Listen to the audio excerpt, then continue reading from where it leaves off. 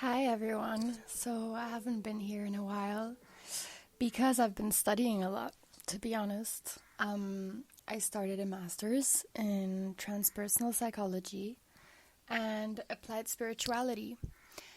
And that means that I spend my days reading and writing about meditation, consciousness, different types of therapy, personal growth, all these very interesting things. And I realized that I'm learning a lot and I should really be sharing it here because it's so interesting. And this week I'm learning about Albert Bandura and Aaron Beck. And they both work with cognitive therapy. Albert Bandura is a social cognitive psychologist, and just wanted to share some things that he spoke about and that he theorized. He died 2 or 3 years ago, so this way of thinking or theory is a bit more advanced than the ones that I've been reading about the 1800s, to be honest. I've been reading some crazy shit. But that crazy shit, I will go there. I will make the effort to explain because it also helps with my studying about theories that Freud created, that everything is sexually driven, all our behavior is sexually driven, or Skinner.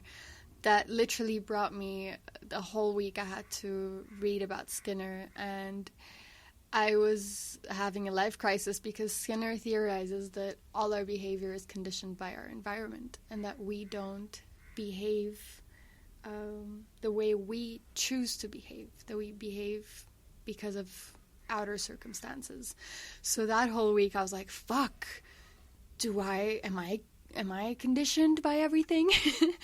So basically, reading about these different theorists has been helping a lot with understanding how psychology is seen today and how there are so many different approaches. And within these approaches,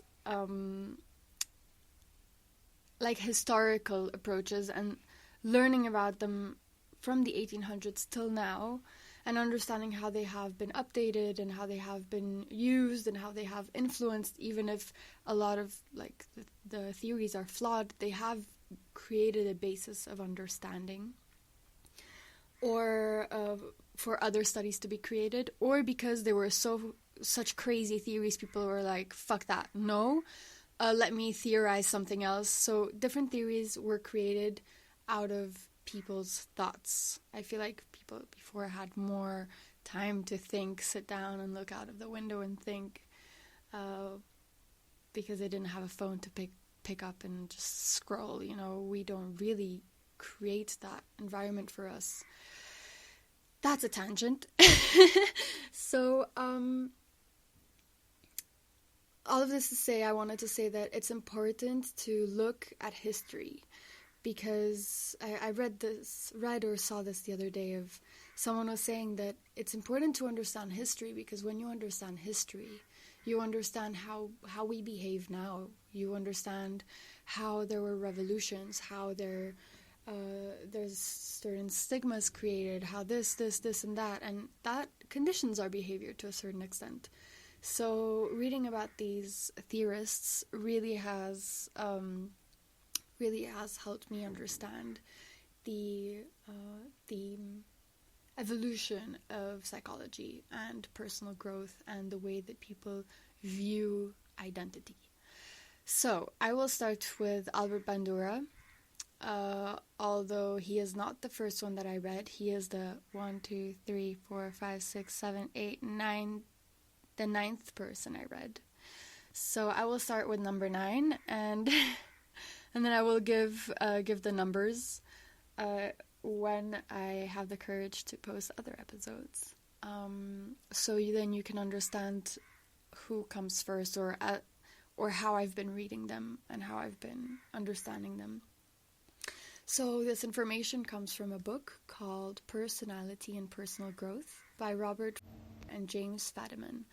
And they're very good at picking one theorist and dissecting it in a very neutral manner, so then you can create your own thoughts about it. So they literally just explain the theory, they evaluate it, they explain how these theorists looked at therapy, and how these theorists looked at the self and identity and all of these. So let's hop on to Albert Bandura. So he theorized that people not only learn from experience, but also learn from observation. So behaviorists like Skinner, that believe that we're conditioned by the outer environment, behaviorists believe that we learn through what's that word? Oh, damn. Why did that word come out of me? Reinforcement. Okay. So that we learn through reinforcement. So we put our finger in the fire burns, negative reinforcement. Then our mothers or fathers are like, don't do that. That's a negative reinforcement. So we know that next time that we put our finger in the fire, there is a negative situation there. It's tied to negative emotions. So behaviorists believe that we learn directly from reinforcement, positive or negative. So you give a bit of chocolate when a kid does their homework. Next time they'll do their homework because they'll know they'll get chocolate. So it's kind of that sort of situation. But then Albert Bandura expands from that, and he looks at humans and understands that we also learn from observation, and there's something that he looks at and that he speaks about it's something called reciprocal determinism, and that's the effects of cognitive processes and the social and physical environment on behavior. So it's not just our experience, but it's the inner world and the outer world. How we view the inner world and how we interact with the inner world, and how we view the outer world and how we interact with that. And then he speaks of a triad reciprocality, and that's the interaction between behavior, environment, and internal factors. Internal factors meaning awareness and cognition. So there's this triangle that he creates where there's arrows pointing. So there's an arrow pointing internal factors is pointing to behavior, but behavior also influences internal factors. Then there's internal factors and environment. They both influence each other, and the environment and behavior both influence each other also. So for example, you feel like you're succeeding in an activity, so you create more confidence. Or succeeding in the activity is a behavior, and that creates confidence, which is an internal factor. And then, for example, you're reading, that's a behavior, and that creates neurological network, and that's connected to internal factors. Then if you're watering your plants, which is behavior, your plants grow, so you're affected by your environment. And then, for example, women living together, their menstruation sync. So women living together is an environment, and that changes internal factors because you menstruate, or behavior in a way because menstruation changes your behavior. And the last one is the way your internal factor in terms of your environment, how you believe and how you see your environment. Is it separate from you, or is it connected to you? Affects your environment because it will affect your behavior towards your environment. So these three are interrelated. And yeah, that's really interesting. Triad reciprocality. Then there's observational learning again. So what Bandura speaks about is that we have models. We have parents, we have people around us that are models, and we learn through observing them. So not just learning through direct experience and reinforcement, but learning through watching these people do these things. And there's something called vicarious reinforcement, which is actually you see other people being reinforced by their behaviors. So I look at my father, and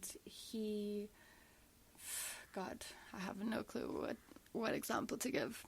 He baked a cake. And the cake was really good, and it made everyone happy. So I saw that his action of baking, his internal factor of the motivation of baking a cake, which influences his behavior of baking the cake, which then creates reinforcement from others. We all love the cake. Everyone is happy. He's happy. We're happy.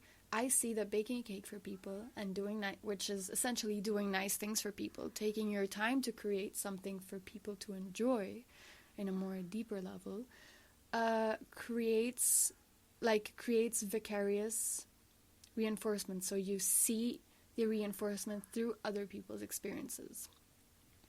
But what Bandura talks about is the importance of, like, there are specific characteristics for you to really learn from other people. So factors that affect observational learning. So the first factor is the characteristics of the model. So you're influenced by people that are similar to you, your sex, age, prestige, or status. If they're very different to you, then it'll be harder for you to assimilate and be inspired or observe their behavior and then imitate their behavior. Then there are characteristics of the observer, so your own characteristic. If you have low self-confidence, you're more likely to imitate people. And the more reward you get... So if you have low self-confidence, the more you're likely to imitate people. If you have higher self-confidence, the less likely you are to imitate people, because you already have you're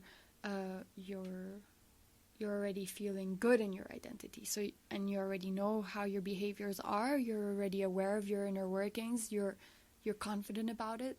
So there is maybe no need for the psyche to go look elsewhere. It's not bad to have low confidence or self-confidence, or imitate or not imitate. Everyone has their different timings for things. Maybe I have self-confidence in cooking, but not in podcast creating, and maybe I have self-confidence in my body, but then when I'm around all these other people, I don't. So it's always fluctuating. You know this. I don't have to preach to the choir. Is that how you say it? I think that's how you say it. I'm not sure. Okay. And then the other characteristic of the observer is that the more reward you get for imitating the model, the more you will imitate them. So the more I bake a cake, the more people like it. If they really like it, they're like, wow, you should sell it. You should sell this cake, or you should give it to people, or you should do this every week for us. We really enjoy it. So I imitated my father baking this cake, and now I saw all the reward he was getting, so I started imitating him.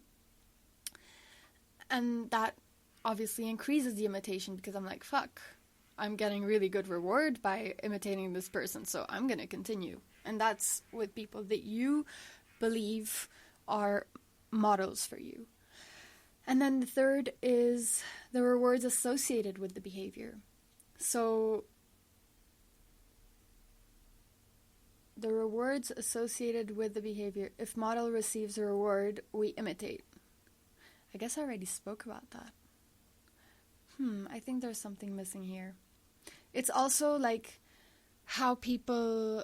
so if the model themselves tell you you're doing good, then you'll feel like, damn, okay, I'm doing good, I'm going to continue doing this.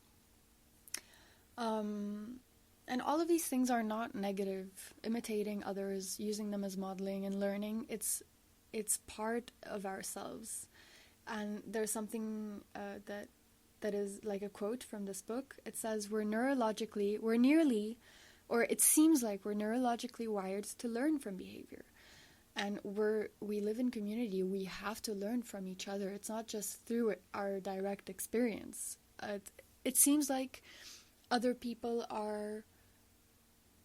If you take some steps back, you and I are exactly the same. You and I are each other. So if I am inspired by you, I will look at you and I will kind of feel like you are me. And I will kind of feel like I can attain that too. So we can learn from each other. And I think that's where the vicarious reinforcement comes from. It's, I see you being reinforced. And because I feel such a connection to you, even if you don't know me and I don't know you, we are the same. So we feel a sort of, we feel like how can I say this? I feel the same. I empathize with your behavior because I know how that feels, you know? Okay, the other one is there's different conditions for observational learning. So for successful observational learning to occur, there are 5 conditions that Bandura speaks of. Condition number 1. Pay attention to the model. So the more you focus, the more accurate the information will be. 2. Remember what we observed. So the more focused attention, and if you have prior knowledge to what is happening, so you kind of already know how to bake the cake, then it'll be easier for you to understand, remember, and imitate behavior. If you don't have any prior knowledge, okay, you'll get the grip of it, but you don't have the experience. So this brings our own experience, the prior knowledge, and the observational learning together.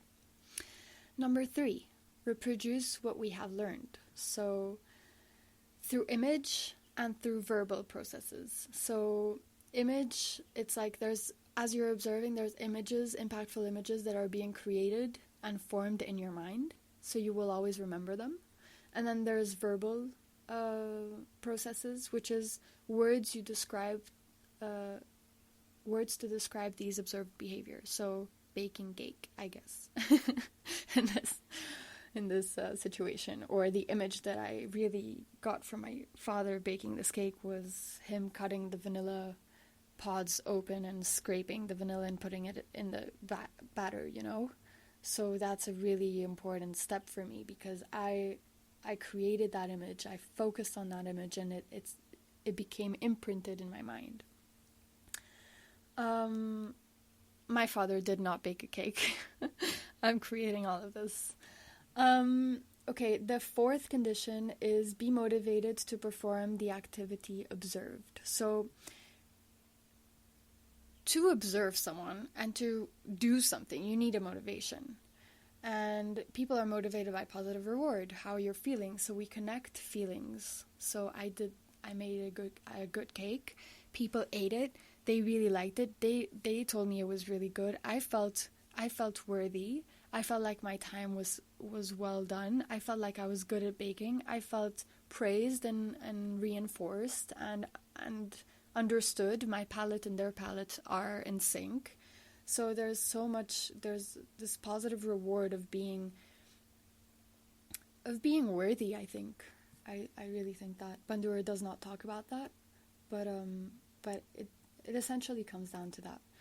And so we're motivated by positive reward. So through the reward from imitating behavior, reward from others for imitating their behavior. So how I was speaking about earlier, like people telling you that you did good by imitating their behavior, and reward for self-performance. So if you did a good cake, damn, I'm gonna eat half of it, you know, because I made it real good. Or next week I'll make 2, 1 for me, 1 for everyone. I'm rewarding myself. Okay, it's 11 a.m. I haven't eaten. Maybe I need cake. Okay, and the 5th condition is practice. To carry out behavior, you need to practice it. And practice plus feedback equals learning. Having positive feedback when you're practicing, you'll always learn because you're like, damn, okay, I did this really well. I will do this more. Okay, I have to change this. Next time I put a pinch of salt in my cake. FYI, if no one knows, a pinch of salt in cake and cookies always brings the freaking most amazing flavors out. Also, salt and chocolate. Salt with chocolate. Salt and chocolate mousse. Guys, who's not on it? Get on it. Really. Okay. And how did all of this theory of observational learning apply? So Bandura really, he worked with anxiety, depression, phobias, pain tolerance, preparing people for surgery that were afraid of it. And the phobias is very interesting. So what he did, he was curing people from their life phobias. So some people were afraid of snakes, or spiders, but he used snakes. And what he did was have someone that was similar to the person that had this phobia. So the age, sex, maybe appearance, status, education, and have them be a model of slowly touching the snake, being next to the snake, approaching the snake, and I don't remember how many sessions they needed to cure these phobias, but it wasn't a lot. Maybe was it a week or something like that? I'm not quite sure. That's not reliable info, but it was pretty short. And because these people were seeing that the person that resembled them was touching the snake, at some point the person with the phobia themselves would start touching the snake. And I think that's just freaking incredible, because they're through observational learning, through observation, you see that actually the snake won't do anything to you.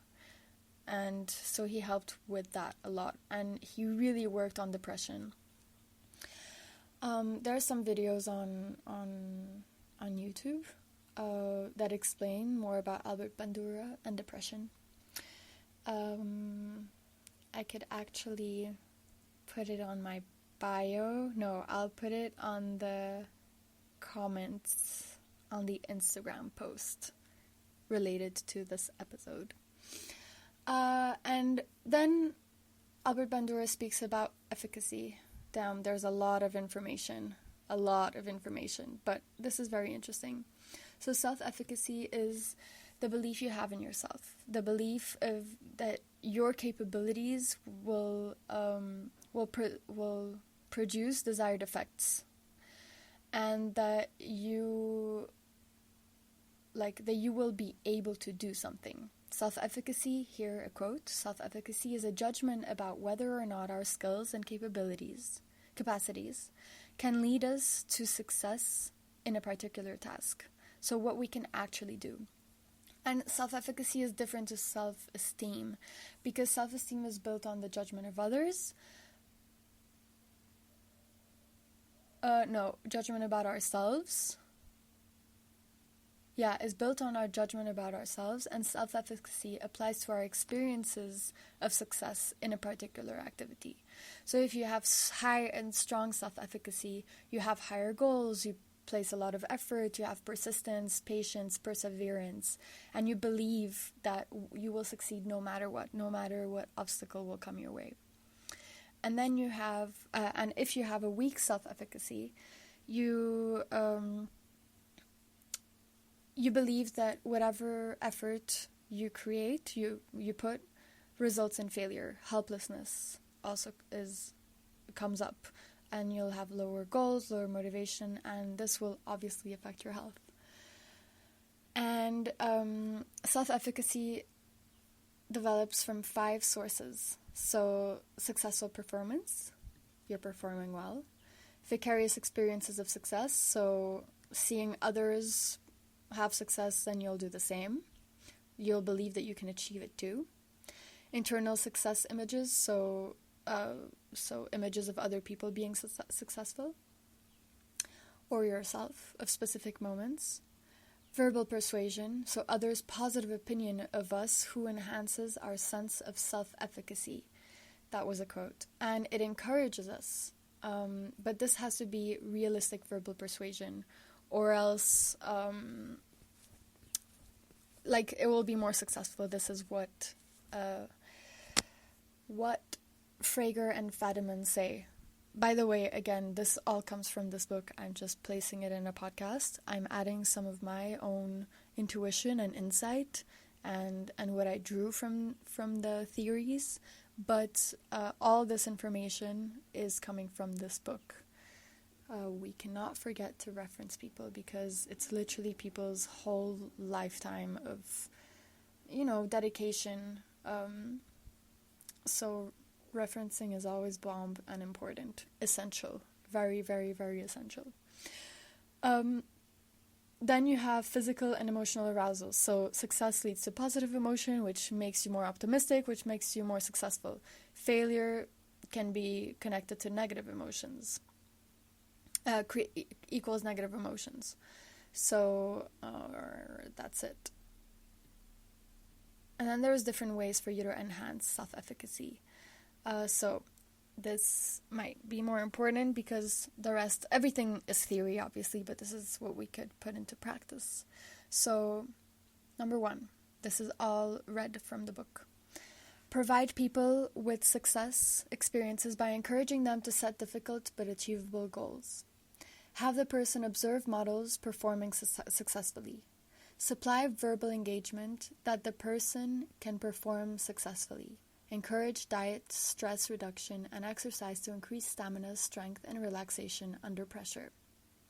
Bandura argued that with more information readily available than ever before, educators need to focus on enhancing students' sense of self-efficacy, so students develop confidence that they can stay up to date with current technology and not become overwhelmed with its continual growth. I thought that was a very important quote. Because we have so much information coming our way, and having the sense of self-efficacy that I will succeed no matter how much information there is, I will succeed no matter how many writers there are, no matter how many healers there are, no matter how many investment bankers there are, I will succeed no matter what. This is what we need to learn about. Or else we'll just end up like swimming in the middle of the ocean, and we'll be just a little fishy that's gonna be lost and doesn't know where they're going. No, self-efficacy gives you that. Also, it's probably tied with the esteem that we can achieve things and we have capabilities. And it also supports setting challenging goals and enhances our goal-directed activities, inspiring greater persistence in the face of inevitable setbacks and difficulties. A sense of self-efficacy also influences our effectiveness and efficiency in problem and decision-making activities. And then there's also this idea of individual efficacy, self-efficacy, and then there's collective efficacy that the group can succeed, or family efficacy that your family can succeed. Okay, the 2 last stretches, because this is too interesting. So then Bandura looks at the self as a set of cognitive processes and structures for perceiving, evaluating, and regulating behavior, not as a psychic agent that controls action. So the aspects of self are self-efficacy and self-regulation. So we receive reinforcements for our behavior from others and from the environment. We also set personal standards for our behavior and reward ourselves when we meet those standards. So self-regulation is, what I mean is specific goal setting is very important in self-regulation. Bandura speaks about goal setting and not very big goals. You can have big goals, but then you create sub-goals to get there, so you can regulate yourself in terms of these goals. And then this is the last part about Bandura, and this is so freaking interesting. So it's about moral disengagement. So it says, fail in self-regulation concerning moral and ethical behavior is what moral disengagement is. It occurs through the cognitive restructuring of inhumane actions as justifiable. So basically, you justify your shitty actions with morality. And he specifies that people usually morally justify in their heads the actions before they take the action, because this is okay, because I am free, because you know, whatever. So there's different self-exonerative. Damn, I checked this yesterday. I'm just gonna check the meaning real quick. Self-exonerative, so to relieve responsibility, that's what it is. So there's different ways that people relieve these responsibilities morally. And it's kind of like ego defense mechanisms in psychoanalysis. And that is number one. How do you relieve the responsibilities from yourself? This is moral disengagement, straight up. So number one, dehumanization. So you reduce people. So you put the blame on other people because of racism or sexism. Then you displace. There's displacement of responsibility, blaming others. It's his fault, it's not mine. Although you behaved in the wrong manner.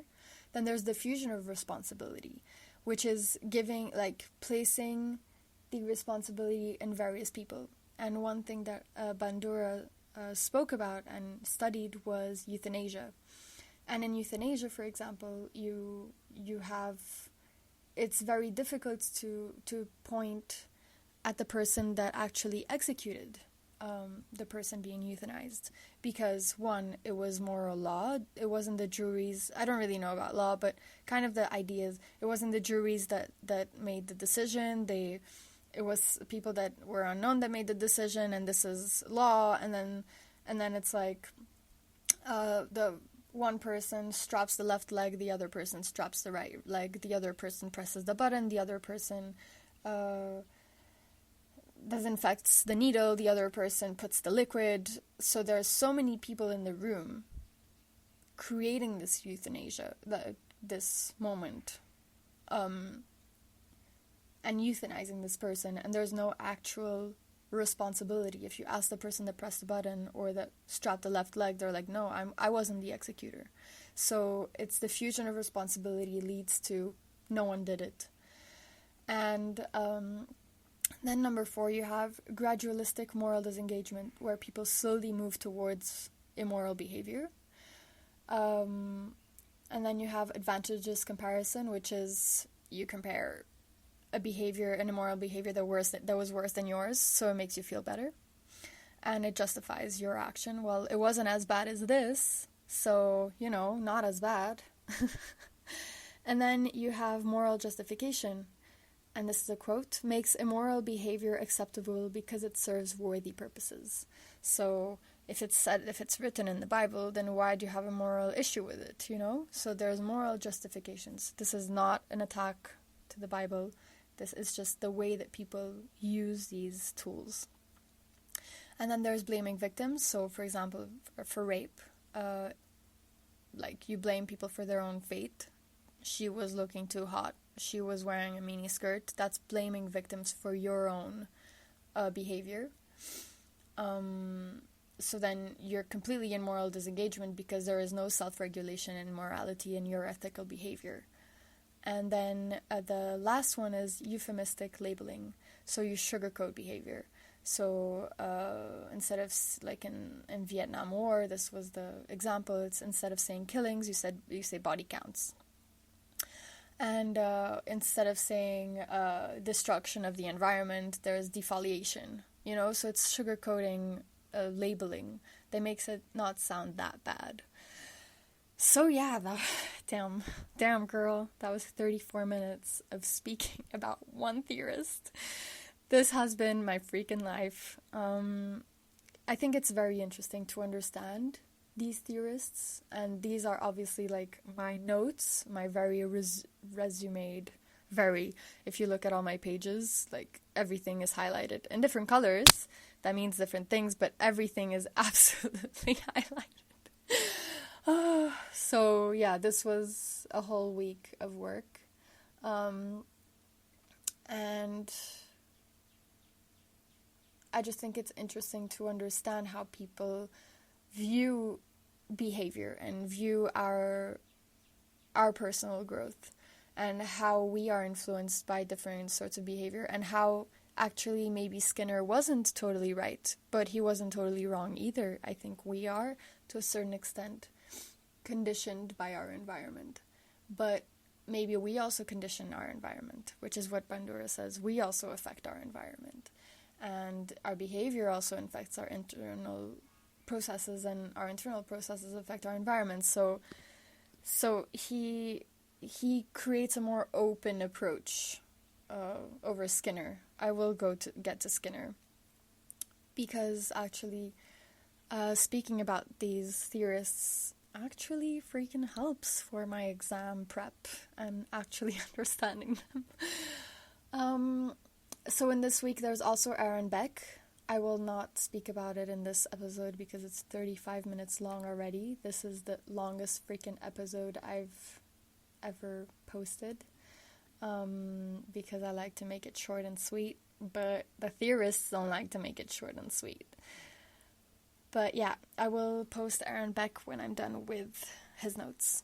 And until then, I hope to see you later, and hopefully this helped in a way or another of understanding how one can morally disengage, and analyzing our own behavior and other people's behavior, and really seeing how we work internally.